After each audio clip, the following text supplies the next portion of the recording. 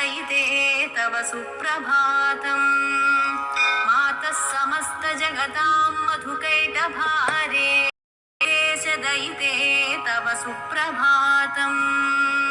तव सुप्रभातमरविन्दलोचने भवतु प्रसन्नमुखचन्द्रमण्डले विधिशङ्करेन्द्रवनिताभिरचिते वृषशैलनाथ दयिते दयानिधे पात्रावशिष्टकदलीफलपायसानि भुक्त्वा सलीलमथकेलिशुकाः पठन्ति शेषाद्रिशेखर विभो तव सुप्रभातम् तन्त्री प्रकर्ष मधुरस्वनया विपञ्च्या तव सुप्रभातम् पद्मेश मित्रशतपत्रगतालिवर्गाः हर्तुं श्रियं कुवलयस्य निजाङ्गलक्ष्म्या भेरीनिनादमिव बिभ्रति